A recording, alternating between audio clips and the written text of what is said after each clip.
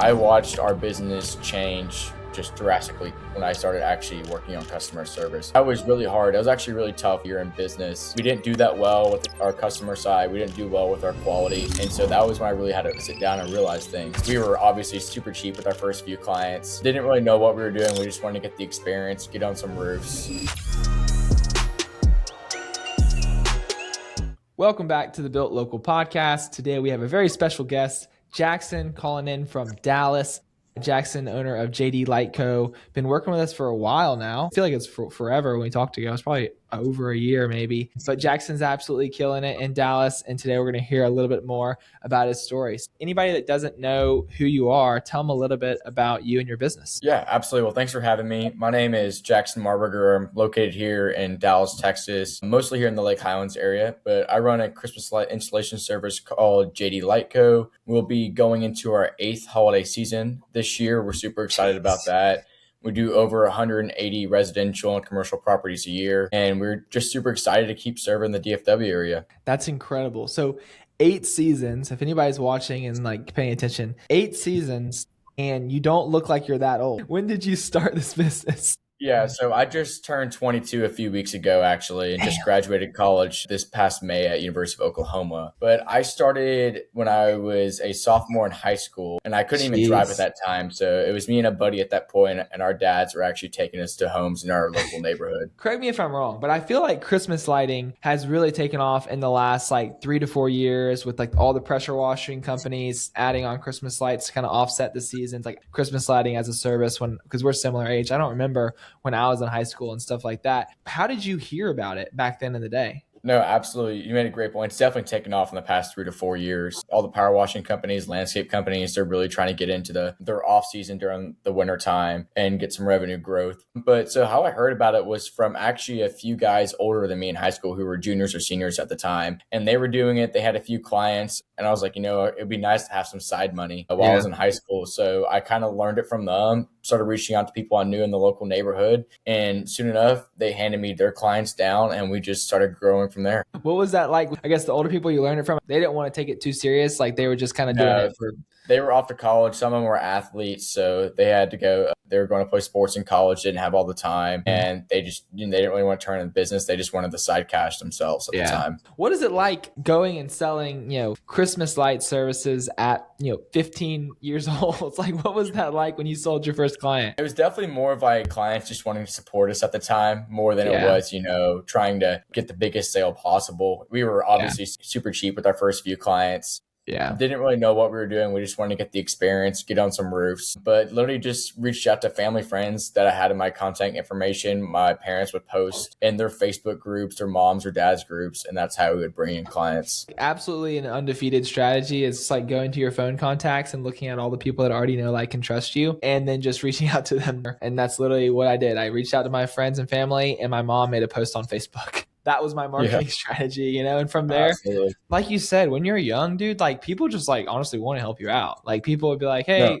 my neighbor down the street, I told you about I'd love to, support y'all because they like the hustle, they like to see the younger people. What has it been like growing up? I guess you probably don't get as much. I mean, you're still only 22, so you probably do, but you probably don't get as much of that as you used to. What has that transition been like? Yeah. So, I mean, the hardest transition was kind of turning the side cash into a real business. That's when we didn't get much as, I guess, true support just on the family side because we raised our prices, wanted to make some real growth, bring in real profits. And so, we started, we're running ads now, we're doing with big time clients in the Dallas area, your Highland Park, University, Preston Hollow areas. We expanded all the way out to Fort Worth. We do over 40 homes out there now. It's been a really fun experience. I've enjoyed it. But yeah, definitely more of like a serious business where we still have plenty of family and friends we give discounts to because I know how much they've supported me. I know throughout other things in my career. So we help the community out as much as we can. When it comes to, JD Light Co., what are some things that y'all try to do different than the other companies in the area to go above and beyond for your customers and make your service stand out? No, that's a great question. Our number one thing is customer service. And I really figured that out about 3 years ago. I watched our business change just drastically when I started actually working on customer service.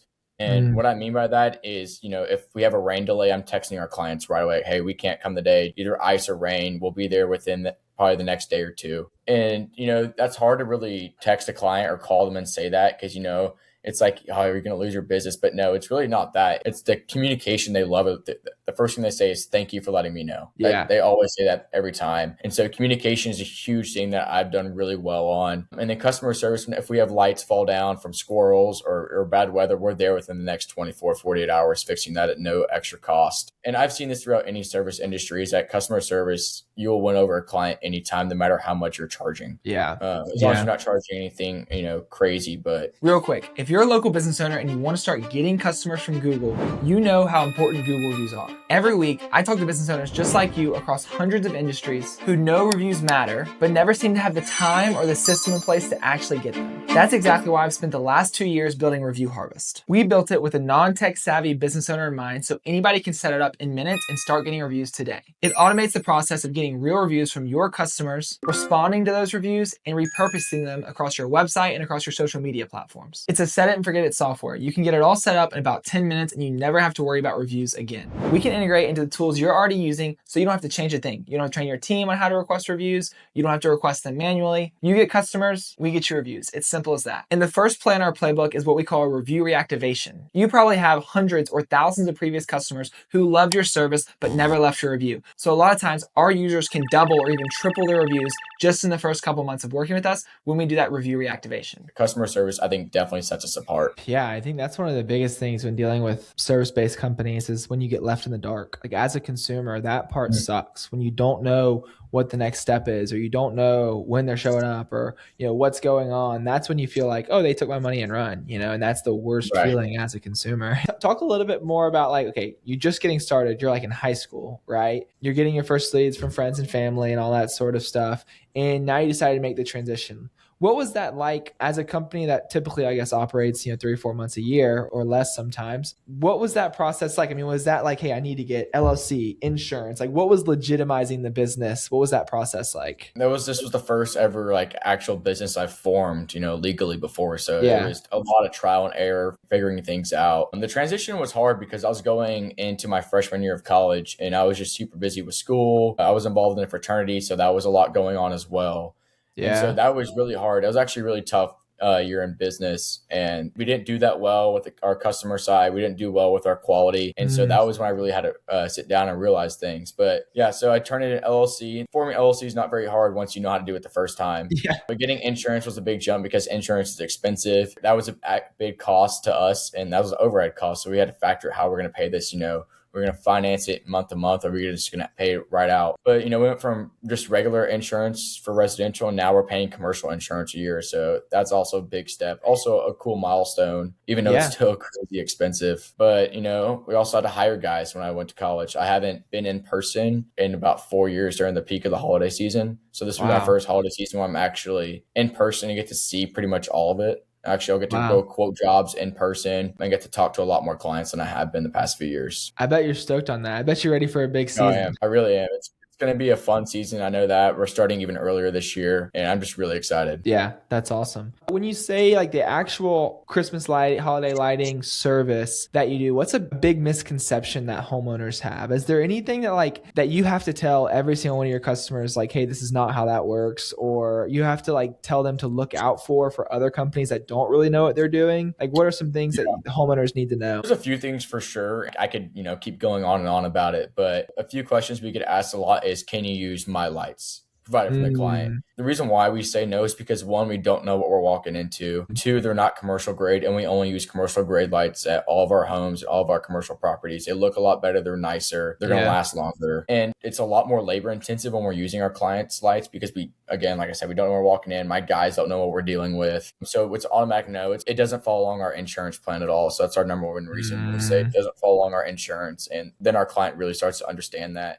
They also will hear that we are insured, and that does help you secure a quote. And the other one thing is a lot of clients like, well, I want to go with the cheaper side. I'm like, okay, I understand that. I'm like, okay, I'll actually prefer them to somebody else. I have a lot of cheaper companies that I know will do the work. And that's not me saying I don't want to do the work. They're going to make more than I would on the job. Yeah. So I'll send it to them. But the one thing I'll tell the clients, just don't go with a random landscaper out there that's going to go put your lights up, but not going to take them down and not going to maintenance them. And we get calls all the time about like, hey, look, our landscaper didn't take down lights. Can you take them down and we'll use you next year? I'm like, okay, we'll do that. So it happens more often than you think. think, but that's one of Yeah. the main things we get. And I think that when it comes to the commercial side and getting that commercial insurance, I'm sure that was a massive jump. And obviously, like now you go from just dealing with one homeowner to dealing with a property manager or whatever it is. How are you able to get your first couple commercial properties and kind of get your foot in the door on that side of the business? Yeah, commercial's pretty difficult to get into, in my personal opinion, especially in the Dallas area, because there is a lot of competition and there's a lot of money here in the DFW area. But one thing is really just a lot of emailing these property management companies as much as possible. You're reaching out early in the spring because that's kind of when they're working on their HOA budget plans or, their holiday plans. We just literally in June, we just quoted a big municipal property out here in the Dallas area. And, that took a month to quote pretty much. Yeah. But it's just reaching out as much as possible, getting to know people. Like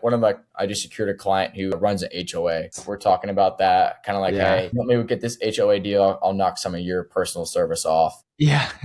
So it's a lot of like that. Just getting networking and connecting with people also. Referrals are big. That's one of our biggest leads ever, is just referrals. We work with a lot of dog waste removal companies who literally go scoop poop, and like HOAs and commercial properties are a huge thing for them because they can just get, one property that's a lot more per month than, driving to 1,000 different properties, and a lot of them will go and like drop off, figure out who the property manager is, whatever the deal is, and go drop off like donuts every week for like a year until they give them their business or, whatever it takes, because those typically, in my experience, with the bigger deals, the more commercial deals, like when we work with franchise clients or review harvest, it's like harder to get in, but typically once you get in, it's easier to stay, right? Because they know you did a good job. They don't want to go through the process of bidding it and quoting it all again, or they don't want to have to go through the process of working with a new company. So yeah, and those can be pretty lucrative. One other thing with like talk about pricing as you're kind of getting that as a sales objection. I know you kind of talked about already with insurance, but are there any other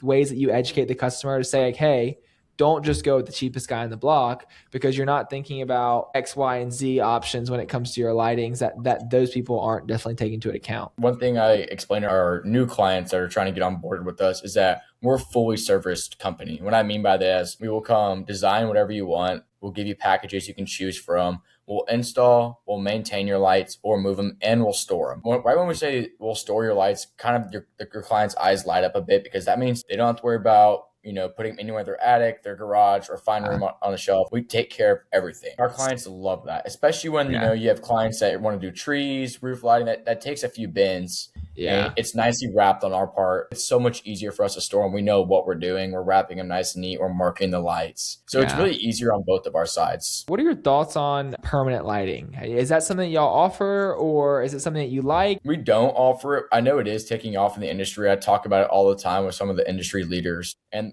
they're saying I should get into it. One reason why I haven't gotten into it is I don't know a whole lot about it yet. I know it's expensive for you as a business to get into it. Same as a client. There's a lot of brands floating around on who has higher quality, who's got the best quality right now. And a lot of service companies are switching back and forth there. But I don't have any interest in getting into it right now because the traditional is still doing very well here in the Dallas, Texas, Fort Worth area. So I don't see any revenue loss within the Christmas lights yet. Personally, in our neighborhood, I haven't seen anybody get the permanent lights that I think look like really good in the Christmas season. When I think about like, oh, it's 4th of July and you've got red, white, and blue, that's cool. That's sick. It's Halloween, you got orange out, that's really cool. But when it comes to Christmas season, just like putting red and green lights with the permanent lights just doesn't look the same as like lining the trim and everything. It's more of a landscape feature. And we do have some permanent lighting homes that we still put traditional lights on in the holiday season. Well, have you ever thought about like what this business looks like in 5 to 10 years? Do you want to go the permanent lighting route where you're installing permanent lights all year round, or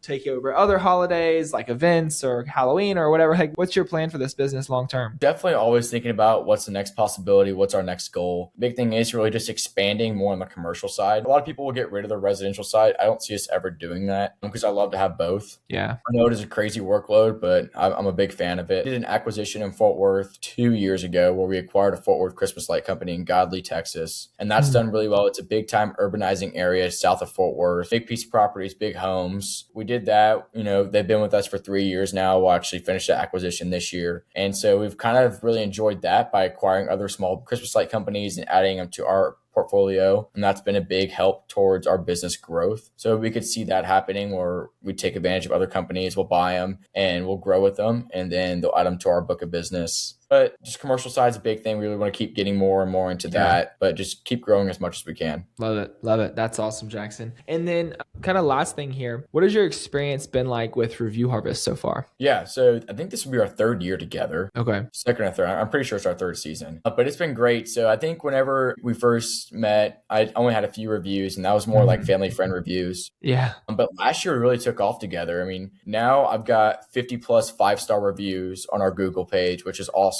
Yeah. I really enjoy not having to reach out to clients and ask for reviews, because that can be a lot on my part, especially if I'm trying to deal with, our crews or, quoting new jobs. It can be a lot to manage. But I like how Review Harvest just keeps reaching out to our clients, not at an annoyingly level, but just at a responsible, respectful way. Hey, can you please review? And it works great, especially when our clients will actually leave a few sentences and not just the stars. I love when we see that. So we got 50 plus 5-star reviews, and now it's even connected to our website, so new clients can see that we have those reviews as well. So I'm a big fan of it. It's cost effective as well. It's not hurting the bank account, which is nice. Yeah. But no, it's been a great experience, and I'm hoping we can at least get, 25 more reviews this year. I actually just looked, and this actually is super surprising to me. Your account got set up May 6th of 2025. So it's barely even been, it's just over a year. So maybe we've spoken before and I just committed last year. That's what it was. Okay. Gotcha. Yeah. So yeah, one season, because I was thinking like multiple seasons, we probably should have gotten you more. But yeah, one season, you got over 50 reviews. That's awesome. Jackson, I appreciate you taking the time